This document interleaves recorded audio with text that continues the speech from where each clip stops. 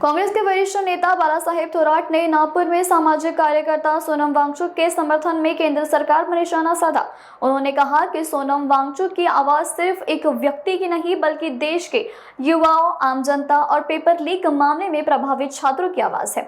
उन्होंने आरोप लगाया है कि सरकार इस आवाज को सुनने के लिए तैयार ही नहीं है, जो लोकतंत्र के लिए दुर्भाग्यपूर्ण है।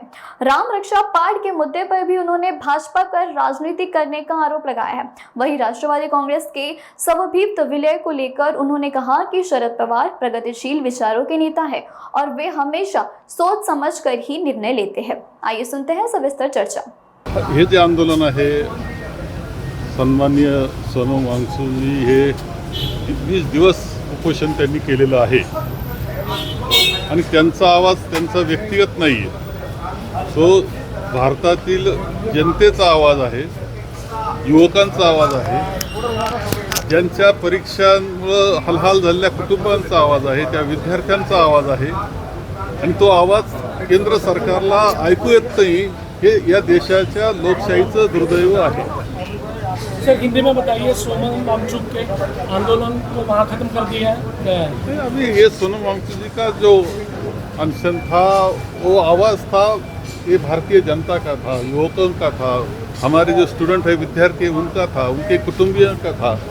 और वो जो आवाज़ था वो दिल्ली के केंद्र स्थानीय है जो सरकार उनको सुनाई नहीं देता। ये तो आपकी डेमोक्रेसी का ये बहुत बुरा हो रहा है।